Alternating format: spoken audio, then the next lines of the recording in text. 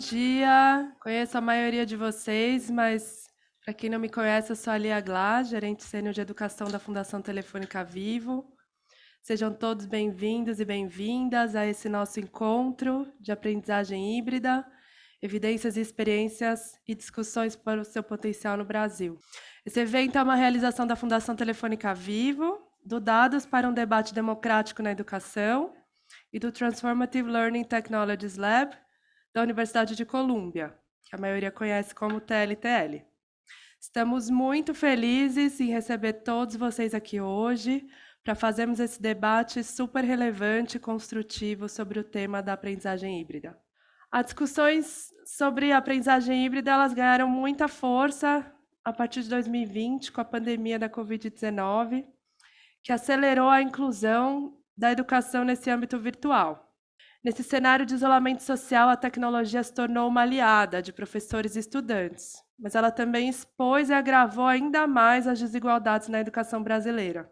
Em 2020, mais de 5 milhões de crianças e adolescentes ficaram sem aulas no nosso país, de acordo com um estudo da Unicef e do SEMPEC. A restrição imposta pela pandemia trouxe a necessidade de se criar soluções para que as atividades escolares tivessem alguma continuidade. E um parecer promulgado em julho de 2020 pelo Conselho Nacional de Educação, o CNE, deu orientações para a Secretaria de Educação e as escolas realizarem atividades pedagógicas e presenciais, podendo se organizar tanto para adaptar quanto para implementar o uso de novas tecnologias digitais.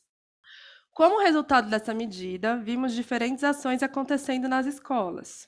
Foram formação de grupos de estudos em aplicativos, realização de aulas online, síncronas e assíncronas, o uso de plataformas para interação e trocas entre os educadores e os nossos estudantes, entre muitas outras ações. É preciso reconhecer esses esforços dos educadores brasileiros durante os últimos 2 anos, mesmo diante de todas as dificuldades. Mas, por conta dessa situação emergencial, nós não temos estudos mais profundos sobre esse tema, sobre a efetividade dessas ferramentas e das práticas no desenvolvimento desses estudantes.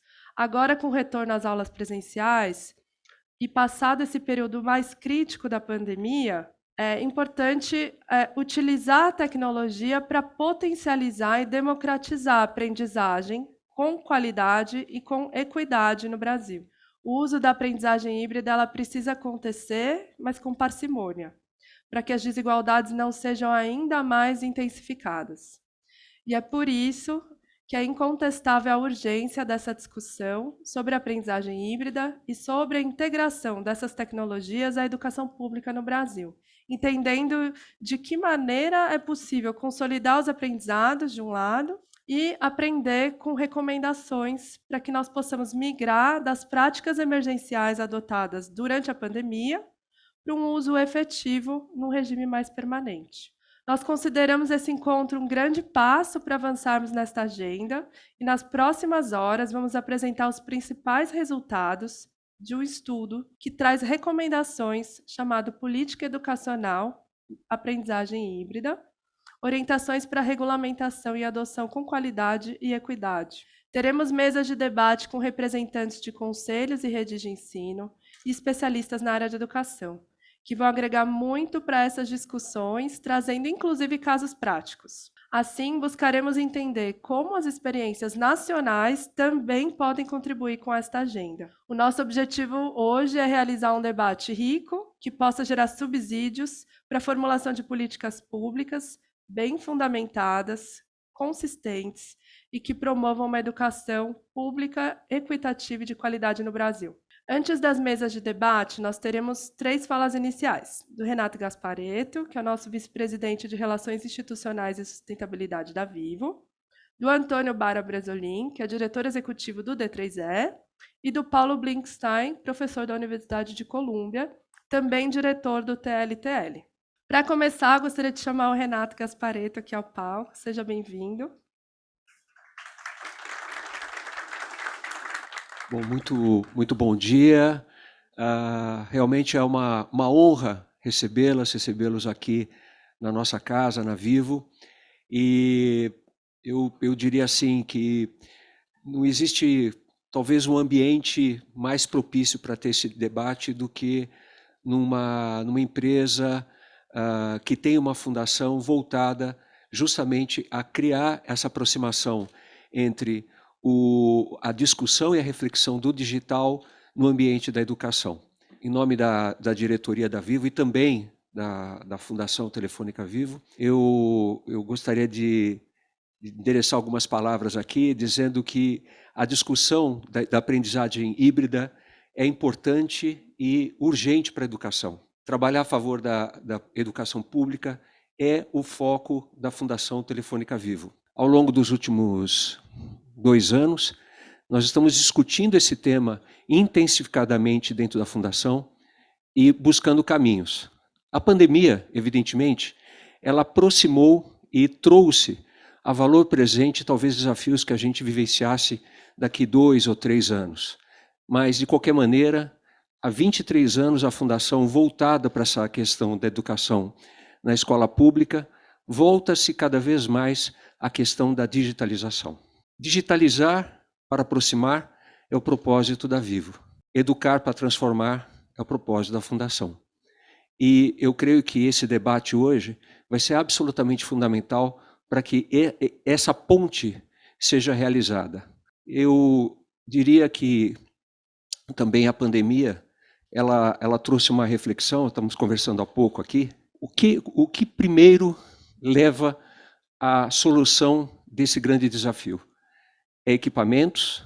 É a conexão às escolas e aos alunos? Ou são as competências digitais que os educadores e os alunos devem desenvolver? Essa é uma discussão muito intensa. A resposta, que até a Lúcia estava falando agora há pouco, é que tudo junto, né? Não dá para separar. Mas, de qualquer maneira, a Fundação veio trazendo luz ao longo dos últimos meses, justamente a questão, somando a questão da conectividade da escola, do aluno, também a questão do desenvolvimento de competências digitais. De alguma maneira, houve uma simplificação de que conectando o problema se resolveria quase que automaticamente. A experiência da digitalização e da conectividade durante a pandemia, nos períodos mais intensos, veio a provar que se não desenvolvemos competências digitais dos educadores e dos alunos, conectar é uma ponta do processo muito importante, fundamental. Por isso, até um levantamento que a nossa fundação, junto com a nossa área institucional, realizou, mais ou menos temos cerca de 9 bilhões de recursos em políticas públicas, tanto o programa Internet Brasil, as obrigações do edital do 5G, enfim, o novo FUST, né, os recursos do Fundo de Universalização das Telecomunicações, que levantou mais de 23 bilhões ao longo dos últimos anos, mas não foi aplicado e agora tem a oportunidade de também estar voltado para as escolas. Todos esses recursos eles estão, de alguma maneira, disponíveis e sendo regulamentados para serem utilizados ou já estão em utilização. Mas o ponto é que também temos que levar a discussão a questão da competência digital, e eu tenho certeza que as mesas que se comporão nessa manhã trarão muita luz a respeito desse tema. Gostaria também ao agradecer a presença das senhoras, dos senhores, também fazer aqui um agradecimento especial à equipe da Fundação Telefônica Vivo, em nome do Américo, que lidera a Fundação e que vem atuando de forma muito consistente e agora de uma maneira muito mais forte no advocacy dessas questões de políticas públicas.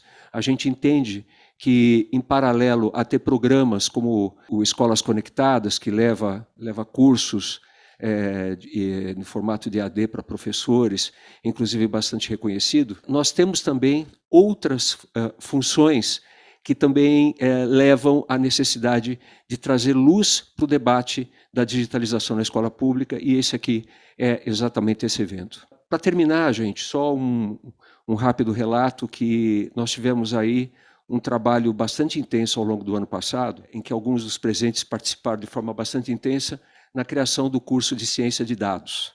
Nós entendemos que há uma ponte que precisa ser feita entre a conexão, a escola pública e a empregabilidade. E sabendo que o mercado de ciência de dados é um mercado extremamente demandante e ainda carente de profissionais, nós entendemos que o ensino médio e o ensino técnico poderiam ter essa ponte de trazer profissionais, jovens profissionais para o mercado de trabalho. Então, atendendo aí, inclusive, as novas trilhas do ensino médio, foi criado um curso de ciência de dados que já está em piloto, né, no Mato Grosso do Sul, Espírito Santo e Santa Catarina. Esperamos aí que ele se estenda, né, onde esse curso ele permite que o jovem no ensino médio ele já tenha uma formação certificada para que possa entrar no mercado de trabalho de ciência de dados. Bom, enfim, eu termino aqui essas rápidas palavras, novamente, palavras de agradecimento e no desejo que tenhamos aí um excelente debate nessa manhã. Muito obrigado.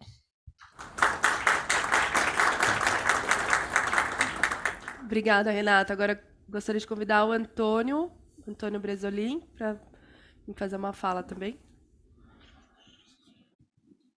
Pessoal, bom dia.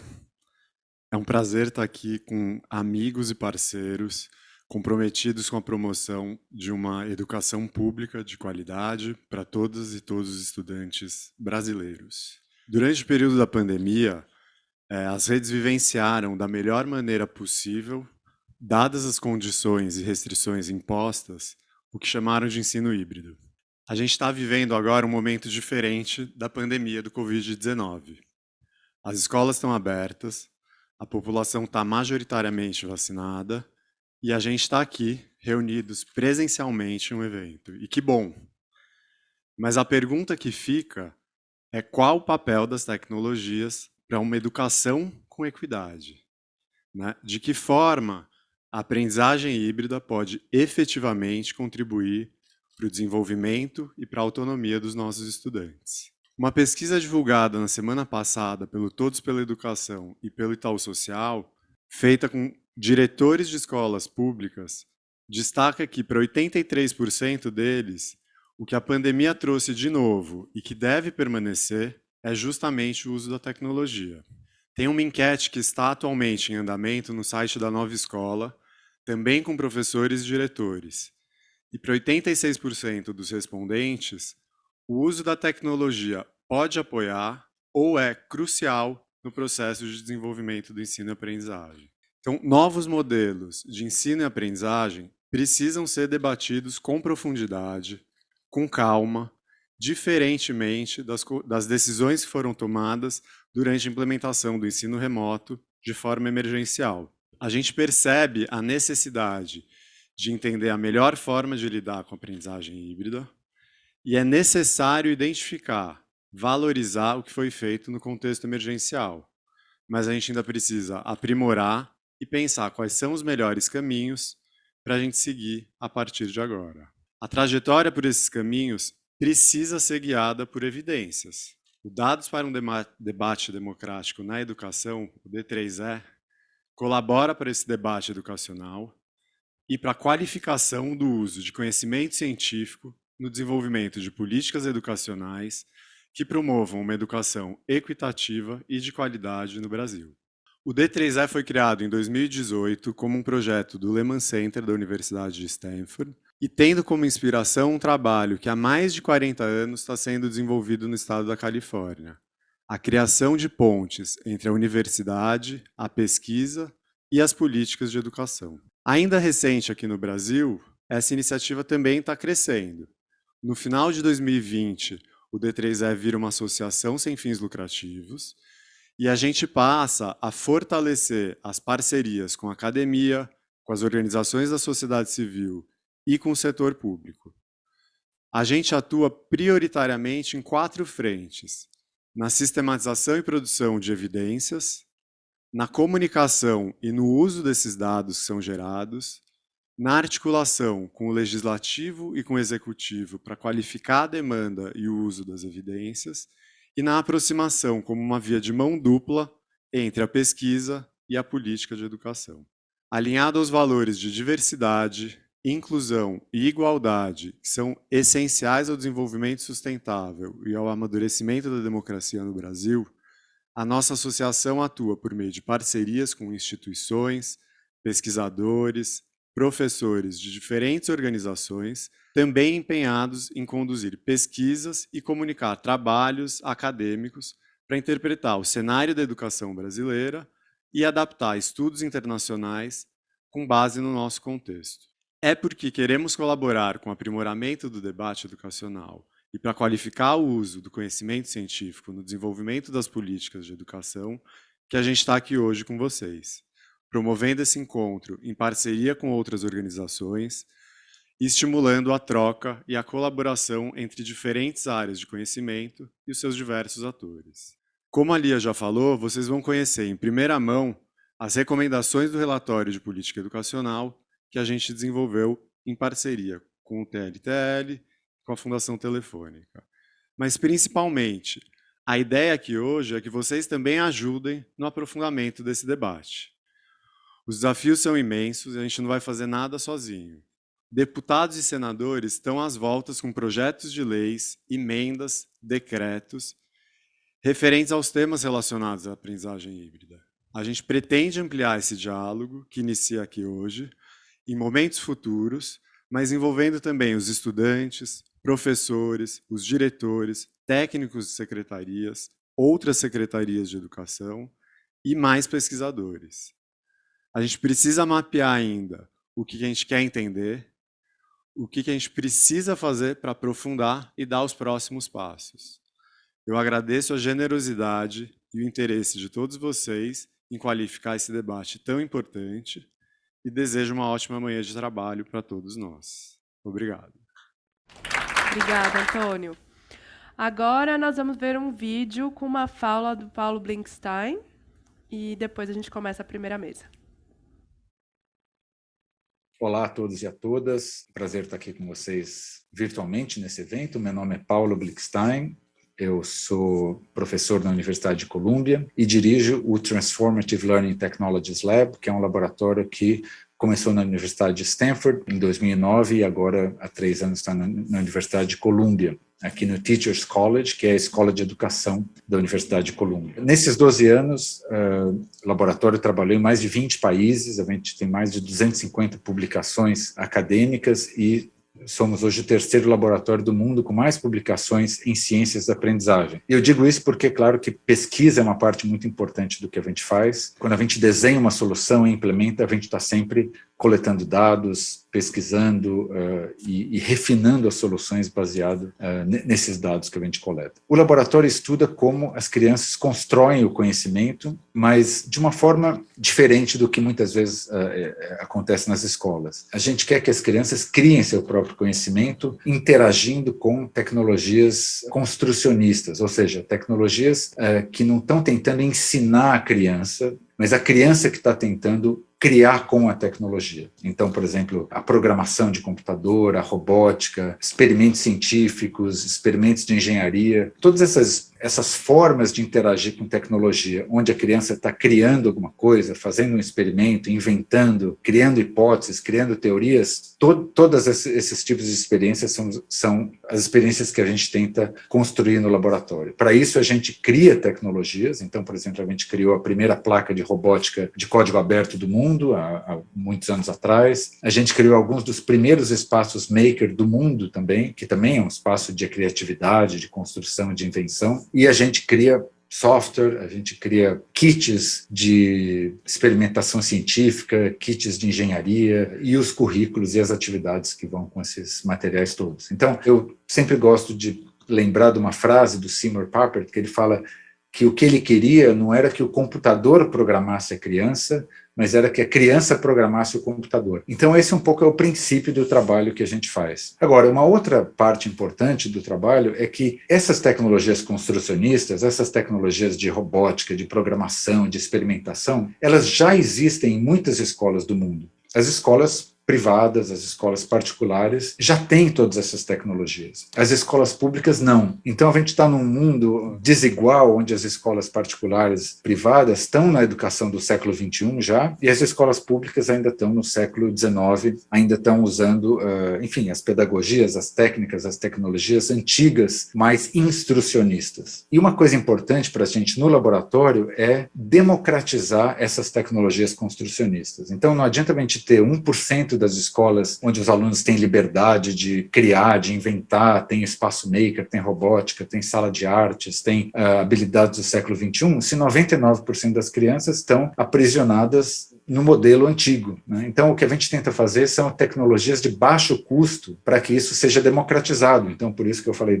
da robótica aberta, ambientes de programação abertos, softwares gratuitos, projetos de implementação de baixo custo, e a gente trabalha muito com secretarias de educação, com redes de educação, para tentar levar isso para o mundo real.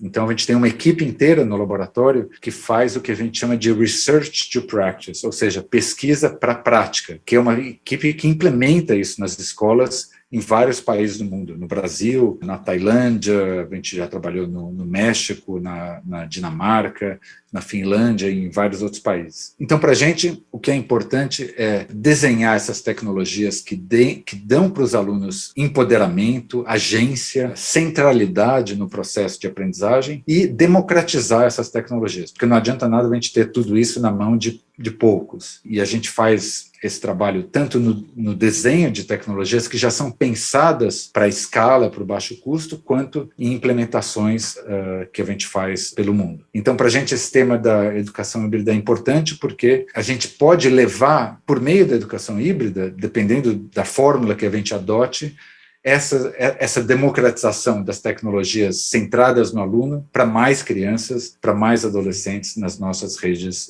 de educação pública no Brasil. E é essa educação que a gente quer levar, que a gente quer colocar dentro da educação híbrida. Não é mais do mesmo, não é mais aula no Zoom, não é mais instrucionismo, mas é levar a educação construcionista dentro da realidade brasileira, dentro das possibilidades que a gente tem no Brasil, e a gente acha que isso é uma missão importante. Então, é isso, muito obrigado e espero que tenhamos um bom evento. Muito bom. Bom, obrigada a participação de todos. Agora daremos início à nossa primeira mesa. Convido aqui o Antônio Bresolin e a Mariana Lederman-Eldenstein, que é consultora educacional do Transformative Learning Technologies Lab da Universidade de Colômbia. Essa nossa primeira mesa será a apresentação do relatório, para que depois nós tenhamos 2 outras mesas de debate a partir de experiências locais e também de regulação. Convido então Antônio e Mariana. Obrigado, Lia. Pessoal, então a gente vai fazer aqui na apresentação da primeira mesa sobre o relatório que a gente desenvolveu. Eu vou começar dizendo que esse relatório ele é fruto de uma parceria, envolve muitas pessoas e a gente está muito feliz de ter esse espaço aqui para apresentar e discutir com vocês em primeira mão e seguir no aprofundamento das discussões que a gente está propondo a partir desse relatório. A ideia é que foi um trabalho coordenado pelo D3E. A gente contou com a participação do professor David Plank, que integra o Lehman Center de Stanford, e a nossa equipe de pesquisa, de comunicação e de incidência, lá do D3E, foi envolvida na elaboração e na coordenação desse relatório. Pelo TLTL, coordenado pelo professor Paulo Blickenstein, também teve uma equipe de pesquisadores, acho que todos brasileiros, que trabalham com o Paulo no TLTL, é uma equipe grande. O trabalho que a gente desenvolveu, ele teve diferentes etapas, a gente vai compartilhar aqui com vocês o caminho que a gente percorreu para chegar no resultado desse relatório, mas reforçando que é um trabalho em equipe, envolvendo muitas pessoas, muitos pesquisadores, mais as interações que a gente foi fazendo aí ao longo do processo, e motivado por um debate que está acontecendo e que vem acontecendo sobre a questão da regulamentação da aprendizagem híbrida, do ensino híbrido aqui no nosso país. A gente sabe, né, a gente acompanha que antes da pandemia, antes do Covid-19, fechar as escolas, nosso contexto educacional vinha passando por mudanças estruturais muito importantes, como a implementação, né, a criação e implementação da Base Nacional e a reforma do novo ensino médio.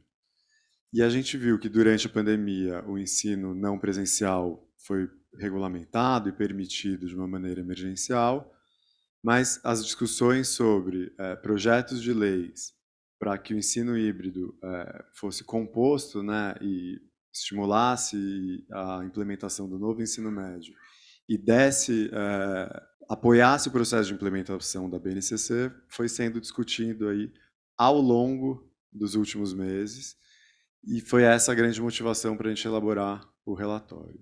Aqui são as fases pelas quais a gente passou. Então, a gente começou em julho, há quase um ano, fazendo o levantamento de estudos e de literatura com evidências relacionadas ao uso de tecnologias e aprendizagem híbrida. A gente passou por uma segunda fase, que foi olhar para o levantamento das políticas e das estratégias implementadas em outros países. Então, quando a gente foi ver a questão da regulamentação aqui no Brasil, o que outros países, a gente foi olhar para a União Europeia, para os Estados Unidos, para a Austrália, entre outros países, como que eles estavam fazendo a questão da regulamentação da aprendizagem híbrida. E, a partir disso, em conversas com o CNE, com algumas secretarias para contextualizar essa questão da regulamentação, que a gente partiu dessas referências internacionais para o contexto brasileiro, a gente seguiu desenvolvendo algumas conversas e aí a produção do relatório que a gente vai compartilhar aqui com vocês.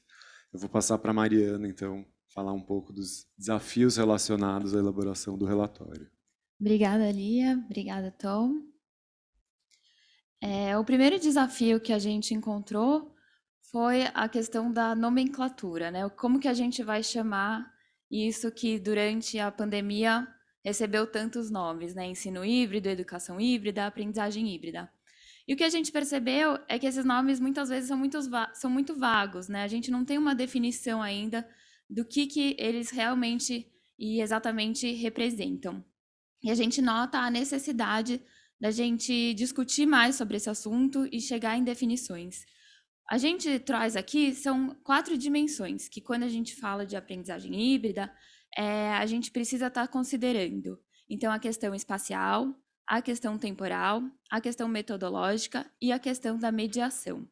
Um outro desafio que a gente encontrou foi a falta de evidências robustas, né? A gente olhou para pesquisas internacionais nesse primeiro momento para tentar trazer uma visão complementar às experiências que estavam acontecendo aqui no Brasil, mas ainda são poucos estudos feitos, né, com uma metodologia rigorosa, e também os estudos que a gente pôde ler, que a gente teve acesso, a gente também percebeu aí resultados negativos, neutros, ou que atingiram os estudantes de forma desigual. Então, também tem uma preocupação nossa, né, uma cautela no momento de adoção.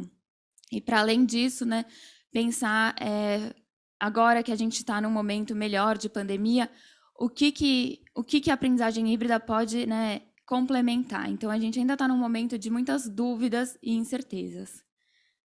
E um outro desafio que também chamou a nossa atenção foi a questão da inclusão escolar. Ao longo do relatório, a gente fala, né, da inclusão socioeconômica, mas nesse primeiro momento a gente está trazendo a questão, né, dos alunos e alunas com deficiências, transtornos globais do desenvolvimento e de altas habilidades, né? A aprendizagem híbrida não pode ser mais uma barreira para esses alunos. Então, a gente nota, né, a necessidade de ter um planejamento conjunto entre o docente regular e o de atendimento educacional especializado para isso. Essas ferramentas, elas precisam realmente garantir a inclusão de todos. E a gente também precisa ter dados atualizados, né, de quem são esses alunos e essas alunas e quais são as principais barreiras. Essa é um pouco a estrutura do nosso relatório. A gente vai ter agora um vídeo com o professor Paulo Blickenstein e os pesquisadores, o Fábio Campos e o Rodrigo Barbosa e Silva, e também a consultora de projetos sociais, Caterine Rojas, em que eles vão debater um pouco a questão das recomendações. Obrigada.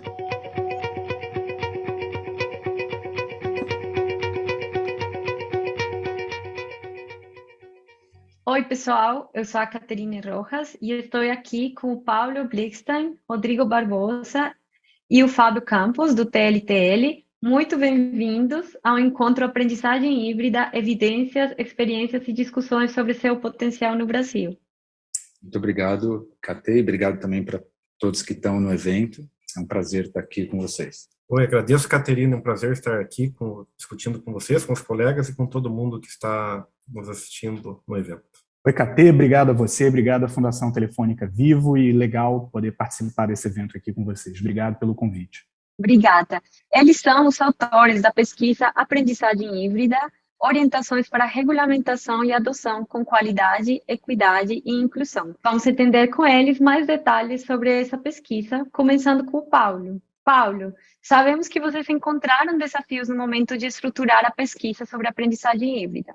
Do seu ponto de vista, qual deve ser o nosso maior ponto de atenção para ser considerado no momento de avaliar se queremos implementar essa abordagem, uma vez que a fase crítica da pandemia passou?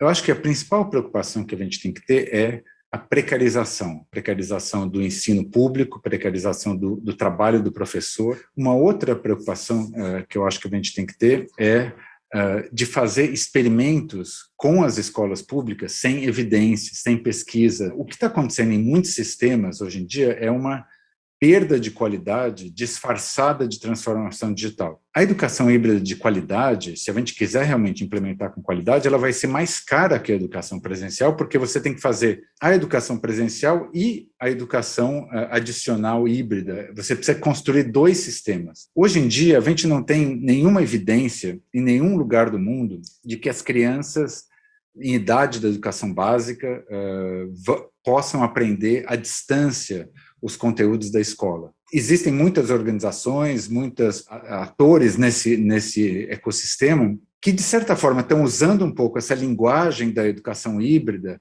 para vender soluções ineficazes, que ainda são muito experimentais e que podem terminar por destruir os nossos sistemas de educação, que já não estão tão bem assim.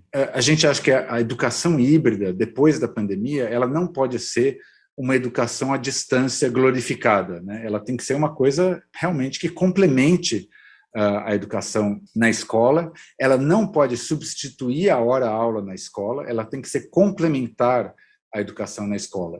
Então, a gente tem que ter cuidado, em resumo, para que a ideia da educação híbrida não acabe aprofundando as desigualdades educacionais no Brasil. Obrigada. Rodrigo, durante a pandemia, algumas redes adotaram plataformas virtuais para manter as aulas e a comunicação com os estudantes. Lendo o relatório, fica evidente o quanto precisamos nos preocupar e nos informar sobre a proteção de dados dessas crianças e jovens. Pensando na recomposição da aprendizagem e na ampliação da oferta pedagógica, como podemos nos preparar para isso? No que devemos prestar atenção?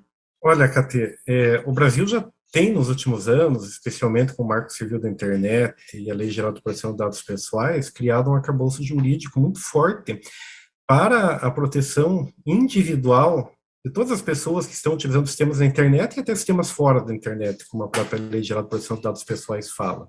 Mas quando nós estamos falando de educação, além dessa proteção pessoal, individual, nós temos que pensar também numa proteção coletiva. E isso, o que nós notamos mesmo durante a pandemia, e até muitas vezes antes da pandemia, existem contratos entre as redes e o que se chama as Big Techs, grandes plataformas de internet. Esses contratos, na prática, eles escolhem quais são as tecnologias, quais são os pacotes de software, quais são as atividades das crianças, jovens, docentes no seu uso do computador, em outros dispositivos também que eles conseguem acessar essas plataformas. E o que acontece é que esses contratos, muitas vezes, eles são, e aqui nós colocamos entre aspas, gratuitos para a rede, e isso acaba criando uma obrigação da família, da criança, ao utilizar aquelas plataformas, fornecer seus dados, fornecer o seu endereço de e-mail, o seu nome, sem que a criança, o jovem, a família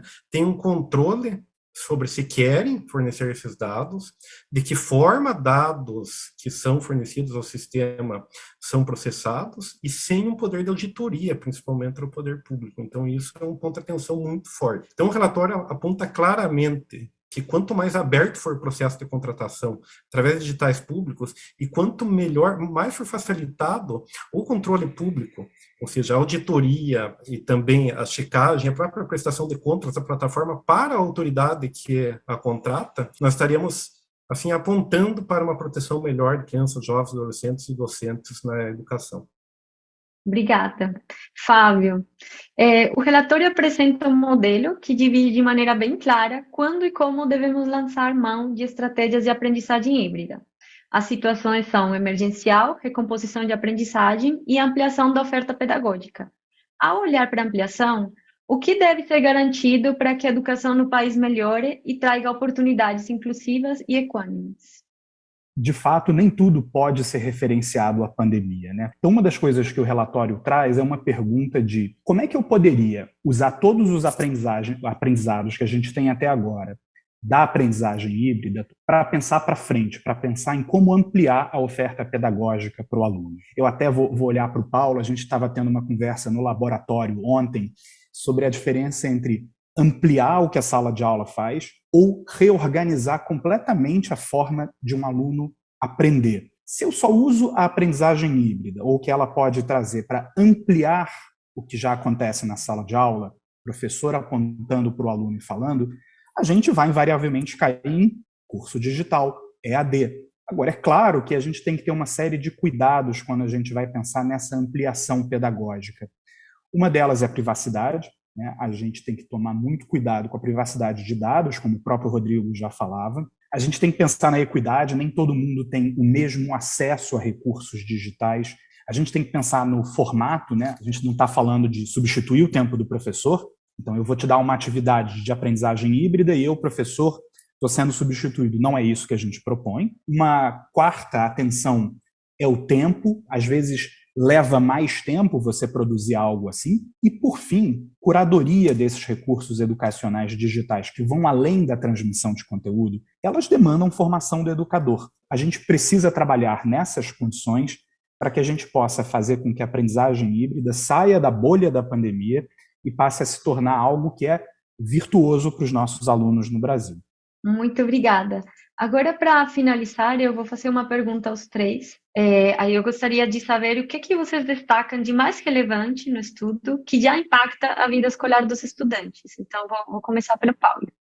Bom, hoje o que a gente tem visto no Brasil é um desastre educacional sem precedentes, né, com a pandemia, onde crianças perderam 2 anos de escolaridade, um aumento significativo no analfabetismo das crianças. Me preocupa muitas vezes que as pessoas acham que a gente vai recuperar tudo isso com uma tecnologia mágica, que vai ensinar 3 anos em 1 ano. O que a gente precisa são de ações coordenadas de tecnologia, de formação de professores e outras coisas mais criativas, por exemplo, formas alternativas de tutoria, por exemplo, nas próprias comunidades, ter outros tipos de apoio para as crianças na escola. Isso vai ser um esforço enorme, né? Um esforço que não é só um esforço tecnológico, é um esforço de política pública e é um esforço que vai demorar anos.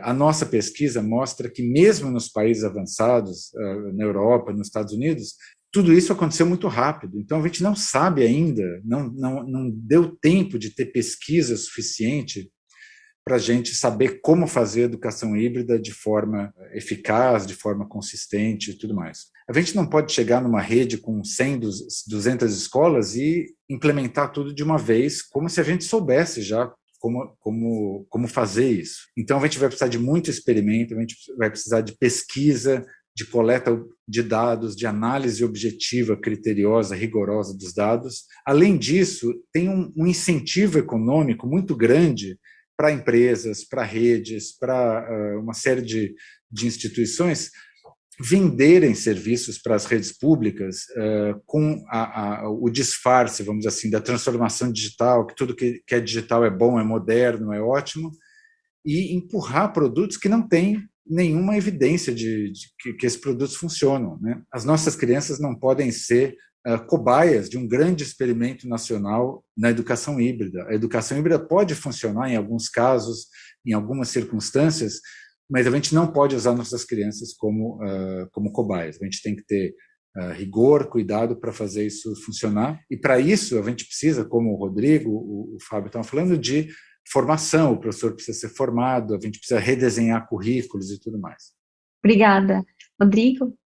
Bom, o relatório traz vários aspectos que são importantes, mas eu queria destacar a propriedade de dispositivos para participar, para fazer parte de atividades híbridas. É muito comum, isso quando a gente conversa com as escolas, conversa com pessoas que são interessadas na educação, aquela ideia de que, olha, todos os estudantes hoje têm um celular na mão. Então faz muito sentido começar a utilizar este equipamento para distribuir conteúdo, para propor atividades. Isso é rico, mas também quando a gente vai olhar na prática mesmo, isso aconteceu muito mais através do que a imprensa mostrou durante a pandemia. Aquele celular que nós acreditamos que é da criança, nós vamos ver que é um celular ainda antigo, com pouca memória, com pouco espaço para aplicativos. E no relatório nós trazemos um tema que no campo de tecnologia educacional já é discutido há décadas, quase inaugura o campo da tecnologia educacional, que é a necessidade de computadores. Mesmo sabendo que outras plataformas, celulares, tablets, têm sua utilidade, não são preparados para atividades realmente profundas de tecnologia. Então, algo que o relatório traz é essa necessidade de se começarem a pensar novamente projetos que entreguem não só a conexão, não só esse dispositivo móvel, mas que se comece a verificar a centralidade mesmo como objeto, como mediação de acesso aos recursos de aprendizagem, ensino híbrido, e mesmo em outras áreas de tecnologia, como programação, robótica, o computador. Então, isso também é um ponto que está bem colocado no relatório. Muito obrigada. Fábio? Cate, eu queria falar de um ponto do relatório que já nos impacta muito, que é a gente aprendeu muito sobre aprendizagem híbrida durante a pandemia. Mas vamos lembrar que a pandemia de Covid-19 não é a única situação de emergência que acomete os nossos alunos, né? Eu posso citar, por exemplo, o caso de violência urbana no meu estado, no Rio de Janeiro, em que é muito comum que alunos fiquem semanas, né, que acumulem muitos dias sem aula durante um ano letivo. Mas a gente tem outras questões de desastres naturais ou até questões de dificuldade de acesso físico à escola no Brasil. Para isso, as secretarias vão precisar de protocolos de ação, né? A gente não pode pensar o que fazer na hora que alguma coisa acontecer. O que a gente pode ter aprendido que possa hoje gerar um protocolo de ação para situações emergenciais, para que no Brasil alunos não fiquem mais tanto tempo sem aula? É algo que o relatório traz esse questionamento, traz alguns caminhos para a gente pensar e certamente hoje já está impactando a vida dos nossos alunos. Muito obrigada. É isso, pessoal. Aproveitem o evento que está cheio de informações, provocações, discussões adicionais. E muito obrigada pela participação, Paulo, Fábio, Rodrigo. Até mais. Muito obrigado. Até mais. Vamos lá, pessoal, nós vamos agora para uma parte de perguntas e respostas, mais ou menos uns 10 minutos, talvez um pouco mais, em que e queria destacar só que, além do Antônio e da Mariana, nós temos agora também disponíveis aqui de forma remota o Paulo, a Lívia, o Renato e o Flávio, que estão disponíveis aqui conosco online também para responder algumas perguntas. A ideia é que esse é um evento pequeno, então a ideia é que vocês participem, por favor, façam perguntas também. Tem uma pessoa aqui que vai passar com o microfone, então vocês ficam à vontade. Mas eu vou começar já trazendo uma pergunta aqui para vocês. O relatório ele se baseou em pesquisas internacionais, né? E eu ia pedir para vocês destacarem algum país que tenha feito algo mais mão na massa nessa questão da aprendizagem híbrida, que possa ser uma experiência para inspirar aqui as nossas ações do Brasil. Olá, pessoal, bom dia. Bom dia. Prazer estar aqui com vocês hoje.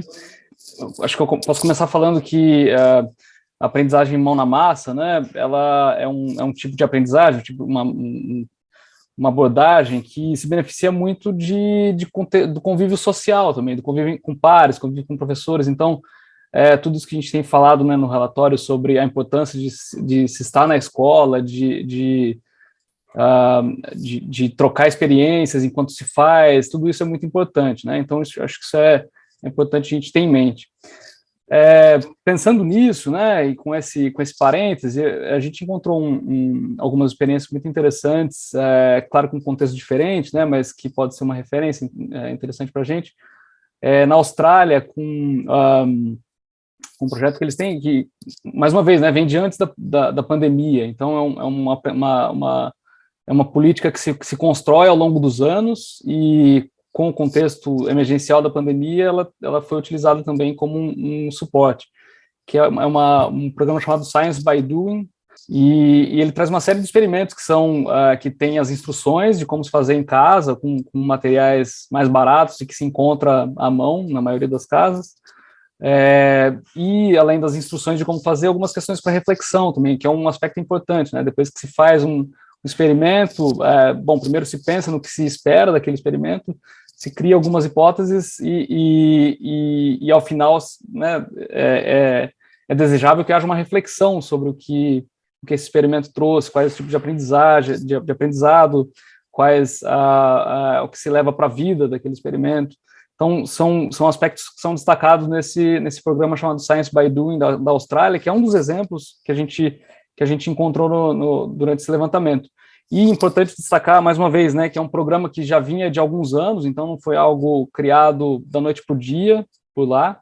Então, destaco aqui a importância de um planejamento de longo prazo para essas situações, como o Fábio mencionou, né, para que nas situações emergenciais já se saiba como agir. E, mais uma vez, como né, apesar de existirem esses recursos, a importância da convivência com pares. Então, acho que é um ponto, acho que é um exemplo interessante para a gente refletir a respeito. Não. Obrigado, Lia, pela Obrigada, pergunta. Renato. Obrigada. Pessoal, abro aqui para as perguntas de vocês. Eu tenho uma dúvida que vocês apresentaram um modelo muito interessante, achei muito bacana priorizar o conteúdo e a forma e não só a tecnologia em si, mas vocês falaram da importância de proteção de dados, da importância de equipamentos que dão acesso a isso e a própria formação dos professores. Vocês têm um dimensionamento do custo, ou por aluno, ou de implementação disso para uma rede? Porque me parece um processo que seja custoso e como que isso se encaixaria em outras demandas de orçamento da educação? A gente não tem enfim, a gente não encontrou estimativas muito precisas sobre custo, até porque isso não só são coisas recentes que aconteceram, né, de forma emergencial, mas também porque é muito difícil fazer uma adaptação para os sistemas brasileiros, né, porque os custos são muito diferentes, os salários, os insumos e tudo mais. Agora, o que eu acho que dá para falar em relação a custos é que, quando a gente fala de educação por novas tecnologias, etc., tem uma ideia que as pessoas têm de que é uma coisa meio de graça, né? Quer dizer, você põe um vídeo e todo mundo já tem o equipamento, a internet já está lá. Então, tem essa ideia um pouco do milagre da multiplicação, né? De que educação por tecnologia é uma coisa mais barata e que a infraestrutura já está lá. Na verdade, o que a gente precisa pensar com muito cuidado é que a infraestrutura muitas vezes não está lá. E é uma infraestrutura que tem um custo de instalação e de manutenção também. Então, quando você, enfim, vai dar conectividade para a escola e para os alunos nas casas, né, isso é uma coisa que tem um custo alto, é uma operação técnica complexa, e que também você precisa dar os dispositivos corretos, né? Então, o Rodrigo falava na introdução que o celular não é um dispositivo para assistir aula, né? Não é um dispositivo para entretenimento, para interações rápidas, para mandar mensagens e tudo mais, mas não é para você ficar 4, 5 horas por dia assistindo aula. Então, enfim, o ponto é que essa ideia de que a educação híbrida é uma coisa barata, que a infraestrutura já está lá, que todos os alunos já têm um celular conectado com a internet, então a gente só precisa criar um centro de mídias e colocar o conteúdo online, a nossa pesquisa mostra que isso não é verdade, né? Que para você ter educação híbrida para 100% dos alunos, você precisa investir nessa infraestrutura que, em países como o Brasil, ainda não existe, né? Então, a gente olhou, por exemplo, na Finlândia ou em outros países onde a taxa de propriedade de computadores pessoais, né, dos jovens é entre 80% e 90%. Ou seja, as crianças, além do celular, têm um computador em casa que elas possam usar. E no Brasil, essa taxa em alguns estados, em algumas regiões, é 40%. Então, a gente precisa pensar muito nessa questão da infraestrutura e do custo disso, e eu diria que o custo, muitas vezes, para você fazer para todos e para todas, é até mais alto do que o custo de fazer uma aula tradicional, que você já tem a escola, já tem a sala e tudo mais. Então, uma questão muito importante essa. Obrigada, Paulo. O Américo tem uma pergunta aqui. Em relação ao que o Paulo comentou da questão da aprendizagem híbrida em ambientes fora da escola, eu queria que vocês discorressem um pouco sobre como eu posso transformar, se viram alguma coisa no estudo, a escola num espaço de educação híbrida também. Porque a escola hoje no Brasil, ela compõe, além, obviamente, dos objetivos pedagógicos, desenvolvimento das competências, ela também compõe um aspecto de rede de proteção. E as nossas crianças em situação de alta vulnerabilidade, muitas vezes não têm a ambiência necessária ou espaços necessários para estudar fora do ambiente escolar. Então, eu queria ouvir vocês um pouco nesse aspecto, como que vocês imaginam essa escola como um espaço de experimentação e um ambiente de educação híbrida, onde o aluno pode ter ali não só as aulas dos conteúdos propedêuticos, dos conteúdos regulares, mas também esse espaço de aprendizagem continuada. Eu acho que, Américo, você traz uma questão muito importante, que é a escola no Brasil, diferente de muitos outros países, ela é um componente de proteção, né, para a criança. A criança vai lá não só para aprender, mas para uma série de outros serviços que ela não tem em outros espaços, né? Isso é uma coisa muito importante no Brasil e que a gente identificou que em outros países a rede de proteção está distribuída em outros lugares, mas no Brasil a escola é um componente fundamental dessa rede de proteção. Então, eu acho que é uma situação muito única que a gente precisa considerar quando a gente pensa em qualquer tecnologia que, vamos dizer assim, remove a criança, o que acontece fora da escola, né? E usar a escola como um espaço no contraturno, enfim, em horários alternativos, para você poder oferecer outros serviços de educação que não sejam as aulas tradicionais. Então aulas de reforço, aulas de recuperação da aprendizagem, etc. Então, acho que é um ponto importante, que é, enfim, uma característica única dos sistemas brasileiros, né, enfim, dessa rede de proteção que as crianças têm na escola. E eu acho que podem ser feitas muitas coisas no espaço da escola, porque a maioria das escolas não é de tempo integral, então você poderia ter formas mais criativas de, por exemplo, ter tutorias, né, enfim, no contraturno, ou ter até um centro de mídias ou aulas de reforço e tudo mais, mas no espaço da escola, onde você pode ter pessoas tomando conta do que está acontecendo lá. Então, não é uma coisa que a criança vai para casa e assiste uma aula no celular, ela continua na escola aprendendo outras coisas, mas dentro da supervisão de adultos, com alimentação, enfim, com todos os outros serviços que a gente tem na escola. E só para complementar o Paulo, acho que reforçar esse ponto das escolas integrais, né, que muitas redes estão desenhando esses modelos e pensando também em que vai colocar nesse tempo expandido das crianças na escola, repensando, redesenhando os currículos, as experiências de aprendizagem, os materiais pedagógicos e também pensando na formação dos professores. Acho que aí está uma oportunidade muito interessante de trazer mais da educação híbrida dentro desse espaço da escola e fazer isso de forma para coletar evidência, para entender se funciona ou não, né? Porque a expansão está acontecendo em muitas redes de forma gradual. E eu acho que é uma oportunidade única de desenhar novos programas e fazer esses estudos e ter monitoramento dessas experiências, para aí sim a gente conseguir escalando experiências que realmente vão ser transformadoras para a aprendizagem dos alunos na educação básica.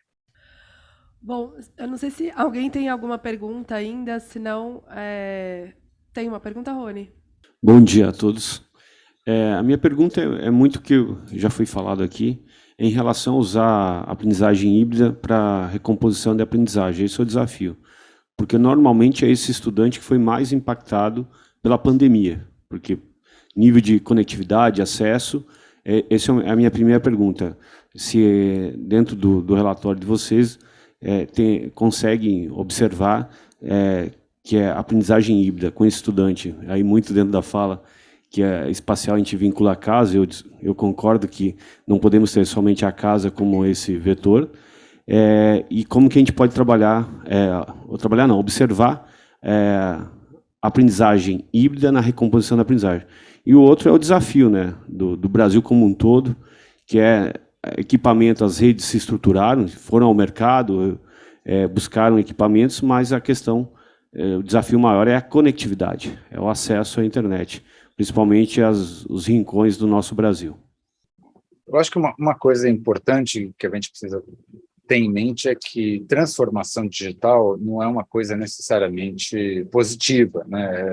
A gente tem que ter muito cuidado, porque hoje em dia existe um mercado enorme de tecnologia educacional e tem empresas e, enfim, atores nesse ecossistema que querem vender produtos, vender soluções, vender sistemas, tudo mais. Como a gente fala no relatório, muitos desses sistemas e soluções não têm evidência, não têm pesquisa e tudo mais. Então, um conselho que a gente tem no relatório que eu acho que é importante é não ir nessa onda, né? Então, falar, tudo é digital, a pandemia transformou tudo, vamos nessa onda de educação híbrida, transformação digital. Então, um dos grandes cuidados que a gente fala é vamos com calma nisso, né? Vamos fazer experimentos, coletar dados, ver o que funciona, ver o que não funciona.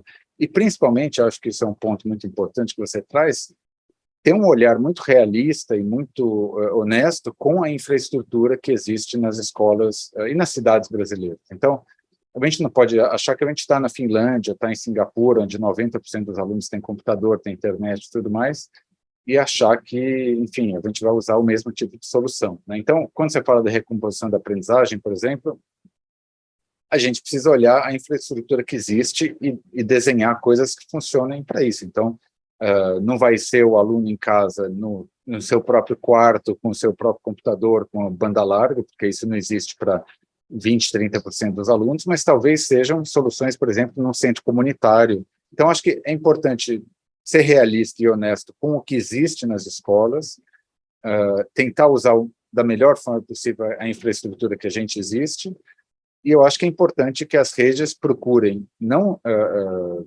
só nas empresas de tecnologia, né, a consultoria para ver o que funciona e o que não funciona, mas também na universidade, mas também com pesquisadores, com pessoas que, né, entendem disso e não têm o conflito de interesse que muitas vezes as empresas têm para recomendar essas soluções. Eu acho que a recuperação da aprendizagem é uma coisa que a gente também precisa entender que vai demorar anos, né? Mas quanto antes a gente começar a fazer isso de uma forma sólida e com o reconhecimento das limitações que a gente tem, né, e sem essa visão, vamos dizer assim, mágica de que você vai colocar aula no celular e todo mundo vai, em 3 meses, recuperar a aprendizagem. Quanto antes a gente reconhecer essas dificuldades que você muito bem colocou, eu acho que antes a gente vai começar e antes a gente vai terminar também. Posso só trazer um aspecto, então, Paulo, que a gente traz no relatório, relacionado à pergunta do Rony, que muitas vezes os alunos que estão em uma situação de abandono, evasão ou de defasagem, eles não necessariamente é pelo caminho da tecnologia ou da aprendizagem híbrida que você vai conseguir trazer ele de volta e fazer esse processo de recomposição. Então, acho que isso também tem que ser considerado com muita cautela e com, né, diferentes repertórios, metodologias para fazer esse trabalho com os estudantes especificamente, que estão numa situação ainda mais vulnerável, porque as poucas evidências, acho que os estudos que a gente também localizou, mostram que diferentes perfis de alunos também têm um aproveitamento ou um uso diferente das tecnologias a serviço da aprendizagem. Obrigada, Antônio. Eu queria agradecer aqui, Antônio, Mariana, Paulo, Renato, Fábio, Lívia, que estão conosco online. Agora, obrigada. Obrigada, Antônio. Obrigada, Lívia. Obrigada, gente.